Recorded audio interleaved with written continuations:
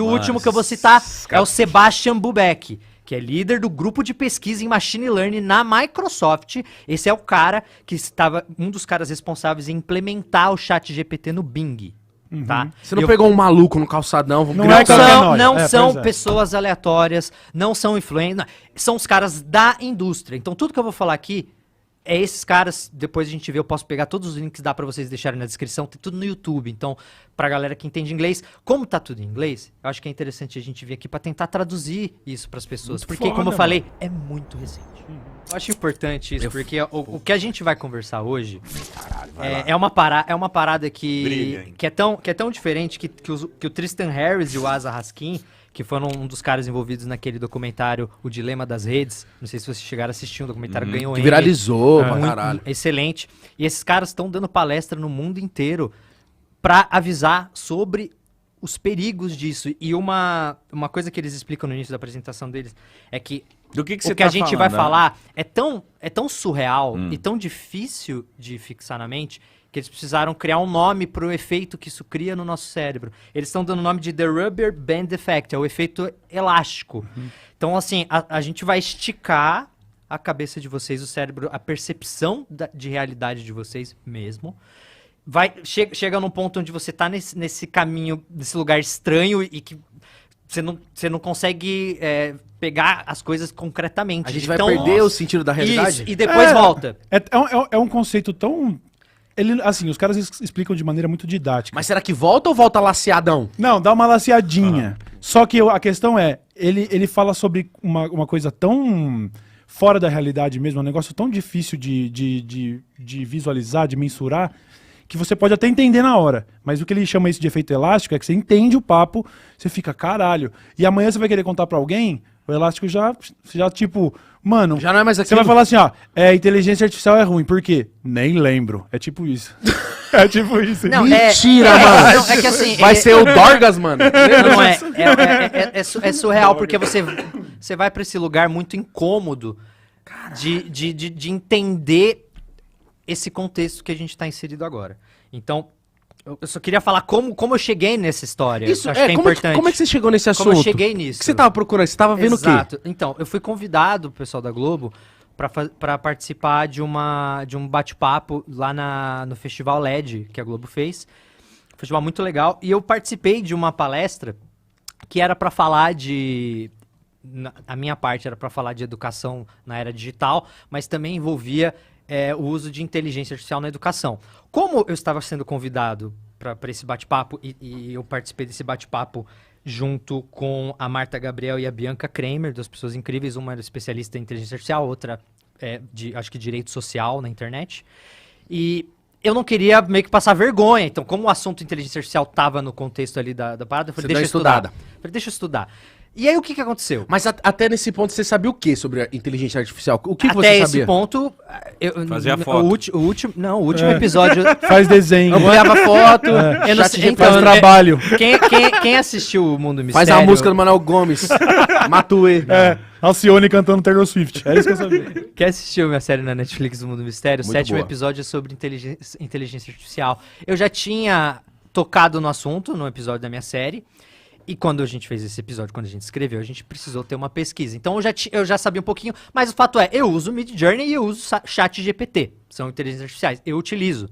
Eu estou entendendo o potencial delas. Então, nossa, que legal. Só que eu pensava, nossa, isso vai mudar o mundo, que legal, deixa eu pesquisar. Comecei a cair em umas coisas muito incríveis, muito legais de aplicação na educação, de chatbots que funcionam quase como tutores e que serão tutores excelentes que podem te interpretar no meio da resolução de uma questão onde você errou e conseguir indicar, você errou aqui e tem toda a paciência do mundo, vai ser um tutor melhor que qualquer ser humano.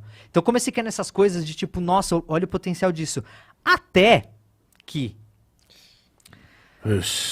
eu fui pra até que eu caí no...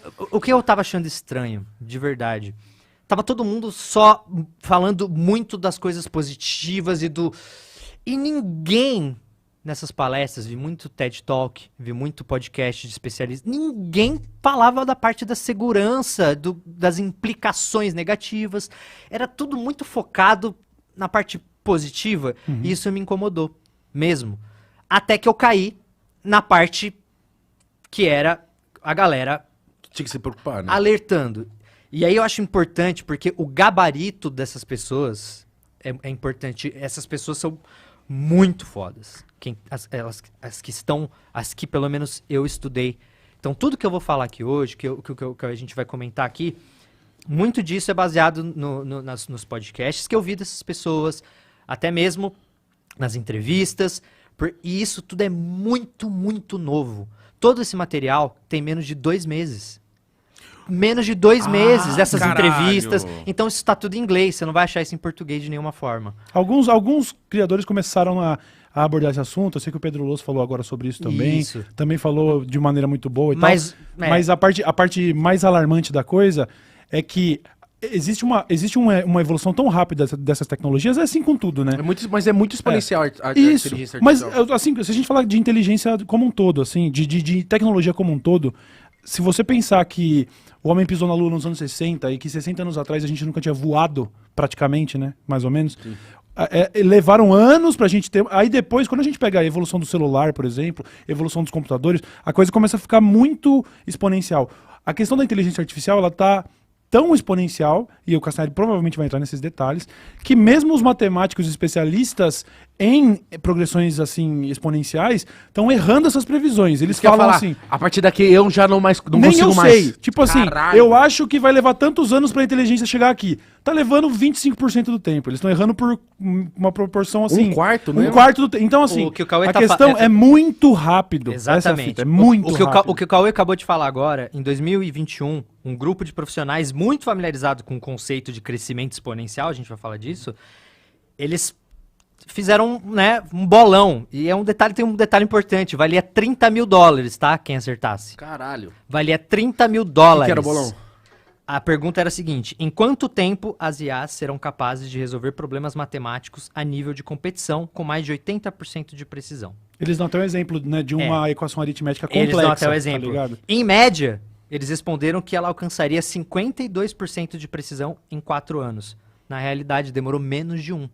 Então, eles erraram por um fator de 4. Mas assim, é importante Nossa, dizer. é muito. não é Os especialistas. Isso, não somos eu, Castanhari, errando. Matemáticos especialistas em progressão erraram. exponencial. Eles eram especialistas em progressão exponencial e eles erraram. Então, assim, o problema é esse. Foge até da percepção deles. O problema é que o negócio... Por isso que é ainda mais bizarro ouvir esses conceitos que vão ser uns negócios que parece coisa do futuro, mas a é gente vai porque dar o futuro exemplo. tá chegando a cada dia. Os caras que... O Castanheira citou os caras do Dilema das Redes, e eles disseram que só pra preparar essa palestra que eles deram, que aliás não é qualquer palestra, não são os caras conspiracionistas, quem recebeu eles no palco do evento dessa palestra em questão foi o Wozniak, que é um cara que é um dos criadores da Apple, não é brincadeira. Esses caras disseram que eles tiveram dificuldade de fazer os slides porque saía coisa nova todo dia, entendeu? Então, assim, Se eu não o me engano, negócio essa tá palestra evoluindo. foi no MIT, se eu não me engano. Então, dentro do Instituto de Tecnologia de Massachusetts, em Boston. Mano, e por que a gente... E assim, Não, vai daí. desculpa, é que eu só... Pra não cortar seu raciocínio. É só pra falar assim,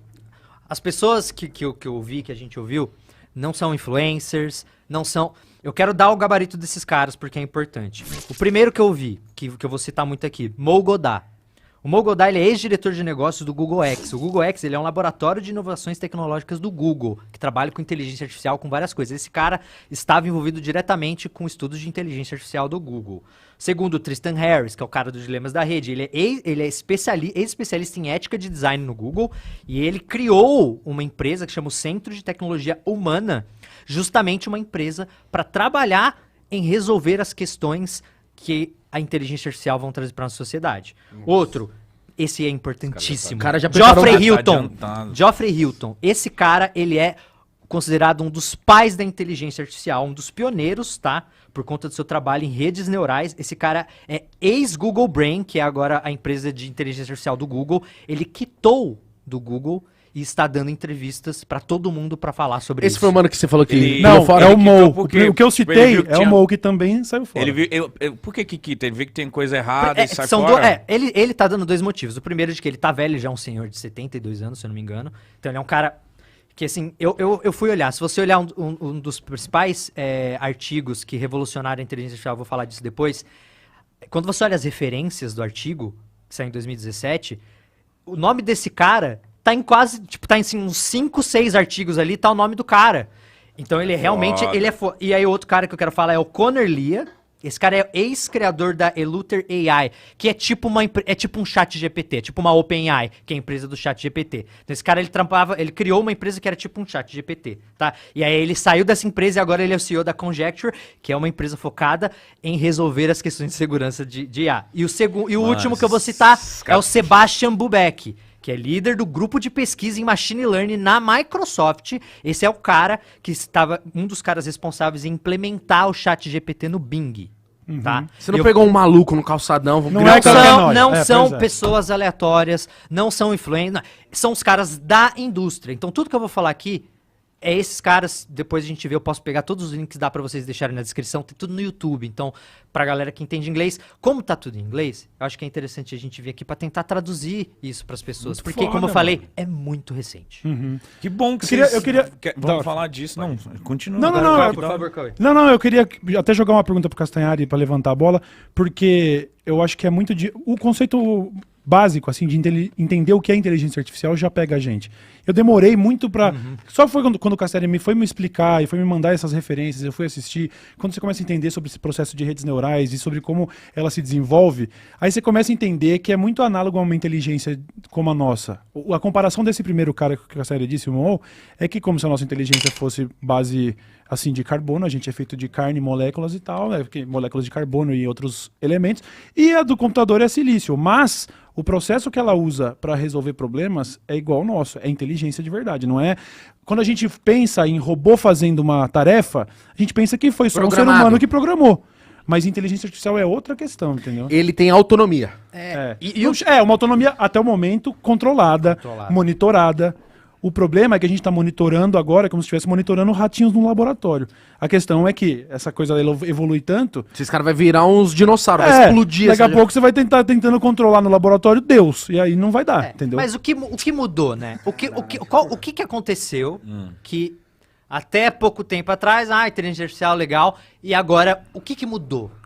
Antes... Capitalismo, o que- Castanhari. Não, o A que- gente vai chegar, né? Vê, a gente vai chegar nisso isso aí. isso é uma parte muito importante, mas a gente vai chegar nisso. Antes, o que acontecia? A gente tinha várias inteligências artificiais que eram muito boas em tarefas específicas. Então, assim, você tinha a inteligência lá que era muito boa em criar imagem. Você tinha a inteligência que era muito boa em criar áudio. Você tinha a inteligência que era muito boa em... Fazer roteiro. em Sei lá. roteiro. Então, você Fazer tinha, desenho, elas né? eram especializadas em coisas específicas, certo? Qual era o problema disso? Se alguma pessoa que está estudando alguma dessas áreas fizesse um artigo, publicasse um artigo, o cara que estuda, sei lá, a parte de voz, ele não vai conseguir nem entender o artigo do maluco. O que significa? Significa que eram áreas diferentes que quase não se comunicavam porque a linguagem era diferente. As coisas iam evoluindo individualmente. né? Individualmente. A Então, da imagem tá aqui, mas essa evolução não Um significa... conversa com o outro. um exato. conversa com o O que aconteceu? Em 2017, o Google inventou uma parada chamada Transformer. Olha o nome. Pode lembrar do filme. Já começa, né? I am Optimus Prime. O que ele fez? Guilherme O Briggs do Transformer, caralho. ele pegou todas essas áreas diferentes de IA que a galera tava trabalhando e unificou. É como se ele conseguisse transformar qualquer coisa em linguagem. E isso é muito importante. Então, ele vê que as palavras é uma linguagem, beleza. Pixels, imagem, é uma linguagem. Áudio, waveform do áudio é uma linguagem. DNA é uma linguagem. Você tem a química, tudo pode ser transformado numa linguagem. Então, eles criaram uma parada que conseguia transformar tudo em uma linguagem. Essa coisa meio que unificou. E qual que é a grande parada disso? É que agora, qualquer tipo de progresso feito em uma área era compartilhado instantaneamente por todas as outras. E isso é um marco. Isso é um marco. Então, isso é o Transformer. Mudou tudo. E certo? até aí a parada é super positiva, se for pensar. Os avanços que isso pode trazer, sabe? A gente nem tá entrando ainda na parte alarmante da coisa. Isso é uma introdução ao conceito do que tal foi Transformer. O Google, talvez na melhor das intenções, falou, pô, se a gente consegue... Como que uma pessoa vai lá e aprende física? Ela precisa do básico, né? Você precisa do básico, da linguagem, de como se comunicar. E o Google criou esse conceito. Pô, então em vez de fazer uma inteligência artificial que sabe só a física, se tivesse uma inteligência artificial que soubesse linguagens, ela conseguiria aprender tudo, sacou? Então isso é ótimo se for pensar do ponto de vista de avanço tecnológico, tá ligado? E como ela funciona? O ChatGPT, por exemplo, o que aconteceu? O Google publicou sobre isso, e aí a galera do ChatGPT usou essa publicação, todo mundo usou essa publicação para começar a trabalhar nos seus modelos, e aí vem o ChatGPT. O ChatGPT, ele é treinado com tudo que tem de texto na internet até 2021. Tudo. São 570 gigas, tá? Só de em texto. artigos, livros digitalizados, postagem em blogs, Wikipedia. Eu vi o artigo original e vi a separação e os gigas, são meio gigas. Então ela foi treinada por meses e meses em um super computador. É meses e meses, mas como é um supercomputador, é o equivalente a como se ela estivesse sendo treinada por anos. Ela tá 24 horas por lá. Uma fluidez enorme, né? Esses supercomputadores gastam uma energia absurda. É coisa quase de, tipo assim, 500 mil por dia de energia elétrica. Cara, O quê? E o que acontece? O ChatGPT, Que isso? ele recebeu um aporte da Microsoft. Certo. Inicialmente foi um aporte de 1 bilhão. O ChatGPT, ele começou quando? Ele começou em 2000, se eu não me engano, foi em 2018. que a gente tá na versão 4 dele Lembra, agora. o Transformer saiu em 2017, que foi esse modelo que revolucionou, Mas que já dava unificou pra tudo. usar, galera, do jeito que usa hoje? Mas Não. era muito. Então, era uma versão de entrada. Era uma né? versão de entrada. O que o que o Geoffrey Hinton fala muito é que o Google estava desenvolvendo isso de uma forma muito segura, fechada, e a gente vai... Eu vou explicar isso, vai ser uma coisa que vai clicar pra todo mundo, vocês vão entender o Esse é o problema. momento que o cu cai da bunda. Tá chegando ainda. Tá chegando nesse momento. ainda. Quando chegar, vocês vão entender. Ai. Mas então, ela é treinada dessa... O ChatGPT, ele foi meio assim. Então, imagina, em 2018, os caras criaram o ChatGPT, pegaram esse algoritmo, deram uma mudada do que o Google inventou, deram uma adaptada e criaram esse supercomputador e começaram a treinar, jogar dados lá e deixa ela treinar. Como que ela é treinada? Vou tentar explicar. É muito complexo, mas eu vou tentar explicar. Tá? É como se a gente colocasse uma frase com várias palavras faltando. E um aluno precisa descobrir o que está escrito mesmo com as frases faltando. Dá sentido aquilo, né? Então, tipo, vai vir uma frase, mas vão ter algumas letras faltando. E aí, mesmo com as letras faltando, ele tem que conseguir ler o que tá aquilo lá, certo? Do outro lado, a gente tem um professor, que ele serve para avaliar essa resposta, dando uma nota, falando, não, isso aqui você ficou muito longe da resposta certa, 0. Não, isso aqui você quase acertou tudo, 99. Então ele dá uma nota. E isso volta pro aluno. E ele tenta mais uma vez. E ele tenta mais uma vez. Agora ele aprendeu. Só que agora ele usa aquela nota que o professor deu como base. A primeira resposta que ele dá é praticamente aleatória. Isso é importante. É aleatória. Ele simplesmente... Ele pega todas as palavras que ele tem lá É no como se ele banco de fizesse dados. com pressa. Não é nem com pressa, é como se você estivesse fazendo um texto, só que ele tá em russo. Tipo assim, Tá. o computador não sabe falar português, né? É. Então é como se você estivesse fazendo esse experimento, o aluno, só que é de uma língua que ele não sabe. Então ele vai colocar lá, é essa letra? O professor vai falar, não. Ah, então beleza. É essa? Ah, é. Então na próxima vez eu sei que essa letra eu uso desse jeito. É estatística. Ele tá tentando adivinhar qual a probabilidade da próxima palavra ser aquela que ele tá escolhendo. E agora imagina que existem palavras, por exemplo, que estão ligadas muito a outras palavras. Então vamos dar um exemplo. Você pode ter a palavra guerra ligada a míssil, a conflito, certo? Você pode ter a palavra namoro ligada a amor, a afeto. Então você tem palavras que normalmente Caminham juntas, né? aparecem juntas. O que esse computador compreende? Com o tempo, e ele vai fazer milhões, bilhões de vezes o processo, ele começa a identificar qual a probabilidade de, dado o contexto dessa palavra aqui, opa, é uma frase que tem guerra, então é bem provável que seja míssil aqui. ele é uma probabilidade mesmo. É matemática. E aí eu tenho a probabilidade de achar que é guerra, então, que é míssil. Então eu vou colocar míssil. Aí ele manda pro professor. Aí o professor vai, opa, essa vez você acertou. Ele, opa, então...